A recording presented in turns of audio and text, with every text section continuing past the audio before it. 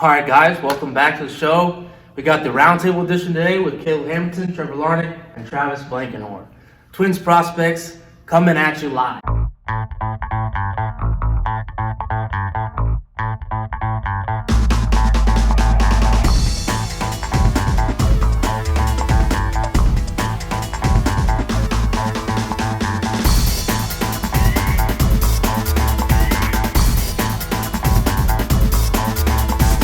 So, guys, how we feeling? How's it going right now with COVID? Everything going on? It's weird, or what do we got? It's good, different. I think we're all happy to be here. It's better than being at home, but I think it's different. Yeah, I couldn't agree more. I just trying to stay healthy for me. I mean, the live EBs are a little bit different. No games, but like games at the same time. So, I mean, what is, from you guys coming from college, Oregon State Bees, what is the difference between coming from college and going into pro ball? You want to start? Yeah, well, it's definitely a different atmosphere. Definitely in college, you have more of a team camaraderie kind of feel. You do everything as a team. You spend months and months and months as a team. So it's definitely a different thing. But all four of us have kind of been together throughout the years. So we kind of get that feeling of like a college camaraderie thing. Yeah. On top of that, probably competition, obviously, not the same level. Pitching, you don't see as much firm pitching. Hitters are obviously better, fielders are all better. But I will say that during this this quarantine practices, they're pretty much college practices. Yeah, I've heard you mention that a couple times. And same with Rook. Bags, what about you, high school? What's the difference? I know both of us came out of high school. It's like, what do you feel about that? I mean, the difference between us and them is they got that college family that they're talking about. But for us, they're our college family. Our pro ball guys are our family. So I think besides not getting the college family that we're talking about, I think just knowing the guys, I think that's our feeling. So There's a little bit of resemblance though. Yeah. Definitely locker room, everybody's hanging out, chilling. Outside of practices, everybody's hanging out as much as possible. It's pretty similar. Yeah, it's the little arguments that happen throughout the day that has a real college feel to it. And it's very funny, listening to hot takes or different takes throughout the day, because some of them are just absurd and some of them are pretty funny. I mean, like our conversation the other day with the 90s and the 2010s and above, the decades of basketball, right? MJ or LeBron, the GOAT, which one is which? And so, yeah, we've had lots of conversations about those. But to go on to that point with the college high school difference, I think for me at least, noticing the difference in maturity and missing out on that kind of years of growth mentally as a human being, and learning how to almost not be as soft, quote unquote, is what the term is, you know what I mean? So it's more kind of gaining just being harder mentally and tougher as a kid, because we still are kids, so. Yeah. But anyways, I will say I'm a huge shoe guy. I see Travis Scott's right here, so Travis, how many shoes do you have? I know you're a big shoe guy, and what's your favorite? I got a decent amount. I would call myself more of a collector of the rare shoes rather than just see how many I can get. Mm-hmm. But I definitely have to say the Travis Scott collection is my favorite. Travis Scott collection, all right. Not the Jordans, not the GOAT. Not the GOAT. He doesn't like the GOAT. The GOAT is LeBron. I like the This is what we're GOAT. I talking like about the right GOAT's shoes. I just think LeBron's the guy. That's what I'm saying. There's definitely Jordan. You don't see eye to eye, Trevor, with that one. Jordan. Not representing our generation very well. Okay, well, on the topic of basketball, who's the best basketball player between the group of us? And I'd admit it's definitely not me. Me. I say it's between Bags and Jug, and I quit basketball in seventh grade. Me and Jug. Hammy hasn't played. Hammy's out. Jug definitely got me the height department though.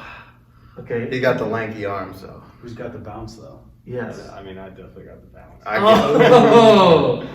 40 pounds ago, I got the bounce. Okay, we're not talking about 40 pounds, we're talking about now. Right now, he got the Go bounce. tell everyone You what got happened the when you bounce. tried to jump with me every single time. I can't jump anymore. I can't jump like I used to. Alright, then don't bring the balance in the He fight. got lanky arms. That's facts.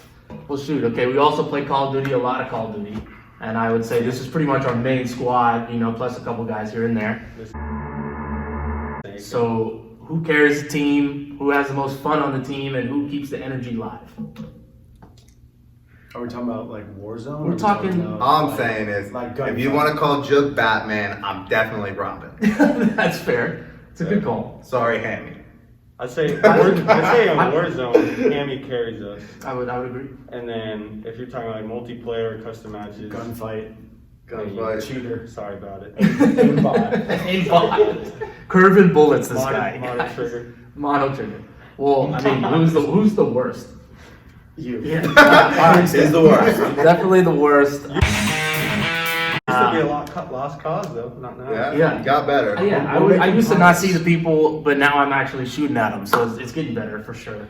Watch Royce crouching around the map. That's what he does. Just gonna say. Yeah, huge Still crowds, crouching around corners, eating bullets. but we get those, so that's all that matters. This is why I'm not on Twitch, by the way, everybody. So maybe we'll get some YouTube videos just to make fun of me. But where was everyone's like last level of play? Let's start there. Hammy, where'd you last finish up? I finished up in AA. Spent a couple weeks up in AAA, and then came back down for playoffs.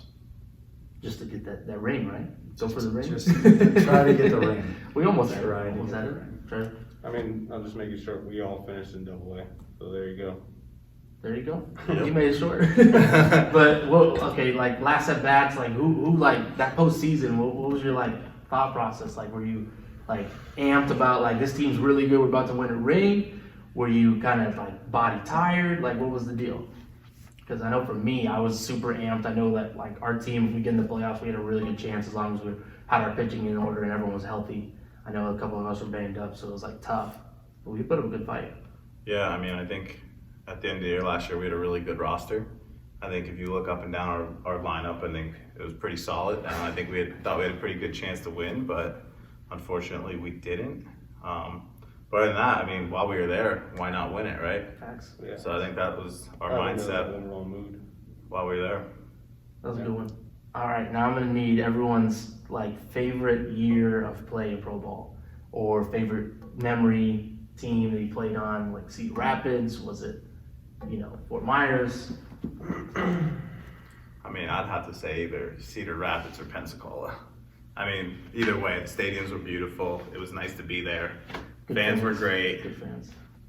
Just fun years. And like we made playoffs both years, so I mean, obviously we were winning. Yeah. So those 2 years were definitely fun. Yeah, I would say the same. Cedar Rapids definitely had the hookup with the host families, and being in Iowa and stuff like that, like you really can't beat it. And then in Pensacola, you have the beach right there. You're playing on the water. The fans were great, besides that one fan. And he had a little run-in with a fan. You always have the hecklers. Yeah, there's always a heckler. But other than that, I mean, the team treated us great. Everybody there, the owners treated us great. So I thought it was awesome. I thought Fort Myers for me. I know nobody said that yet, but I mean the Florida State League's pretty brutal. But I think our team in general in Fort Myers was pretty cool. All the guys are cool. Toby's a sick manager. Yeah, I think we had a lot of fun regardless. That's true. That's true. All right, well, off the topics of favorite teams and everything, I have to know first impressions of me. You guys saw me. You're like, all right, who's this kid? Like, what do we got? You want me to go first? Yeah, you go first. All right. I got Royce's ups and his downs. I think the first time he came up in Cedar Rapids, I actually had an off day, and we were wearing some kind of funky jerseys in CR for sure. I don't remember, but I remember. I think your first one, you popped up shallow right field or something. It just dropped for a double, and we're like, oh, here we go already. And then you end up having 4 hits that game. We're like, oh Yeah. guys, this guy can do it. And then I got old Royce's at shortstop. Kid hit a little. I mean, this is the first time I was embarrassed to be on the field with Royce. He got a little shallow pop up to him, and instead of just being a normal human being and just saying, I got it, Royce decided to say, I got it, oh my God, I got it, in a quiet stadium. And it was just a put your hand in the glove, just kind of put your head in the glove and just laugh shake about your it. head and be like, Royce, what were you thinking? I was having a lot of fun. But other than that, Royce has been a good teammate. They, I heard it from them though. I heard it from Oh, everybody. I mean, yeah, they'll hear it for years to come too. What about you guys? You guys? I can tell you what, Royce's hairline was a lot better. What?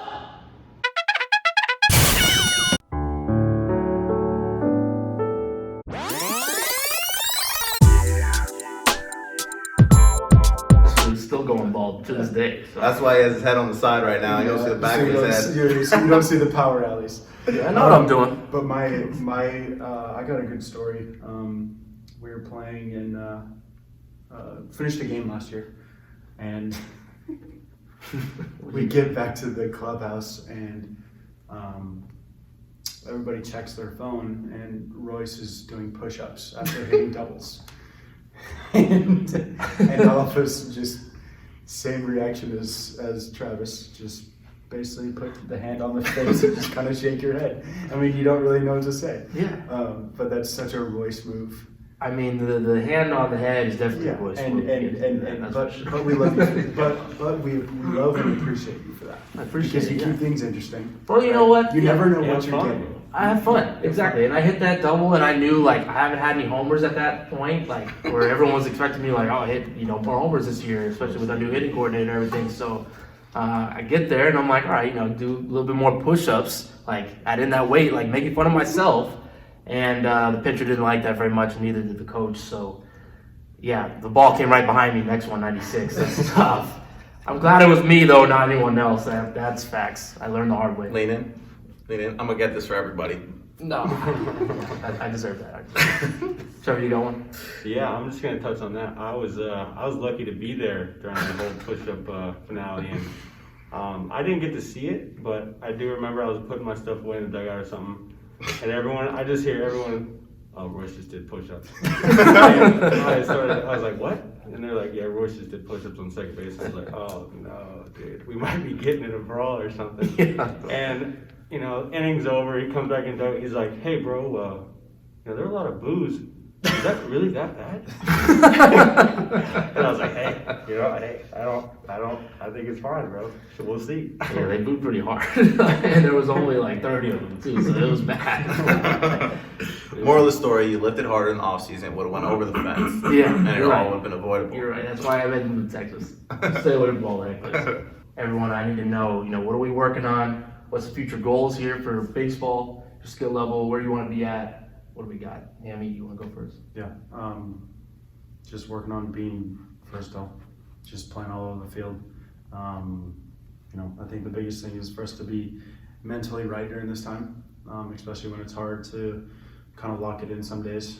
Can get pretty repetitive. So working on the mind, just staying consistent with our work and the time that we have here. And you never know what can happen. So that's what I got. For me, actually they just threw me a first base glove not too long ago, so I'm kind of adjusting to that a little bit. But for this time being, I was feeling a little whack at the plate, and I think I haven't gotten a hit in like the last 3 weeks.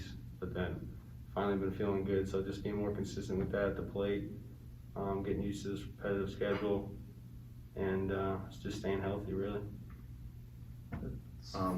Yeah, I think I'm kind of similar to Hammy with the glove, just trying to play different positions and, definitely just being able to go out there and wherever a coach asks to play, being able to play that. And like Juke said, just trying to be consistent at the plate, get back in the rhythm since we're not getting as many ABs as we would during the season. Yeah. Just trying to get back and feeling the way we would if we were getting 100 ABs that we would 300 ABs we'd have already, but just trying to get back to that feeling. But our goal, I think I could speak for all of us, the end goal is obviously the big league, so just waiting for the definitely the end goal, yeah. I mean, I feel like the main thing that everyone's talking about, versatility, is a big part now of the game. See guys like Javi Baez doing it, Chris Bryant, that whole Cubs team almost is versatile, able to if you hit, you can be in the lineup every day, wherever you got to be. So, but yeah, no, that's all good stuff. Healthy, versatile. So exactly. I think good place to close it out. Thanks guys for being on the show. This was fun, man. Roundtable number 1. Yeah, a little heat coming at Royce. What? But no, we're good. So yeah, thanks guys for being on. Thanks for watching. Thanks for watching. And we'll see you next time. Peace.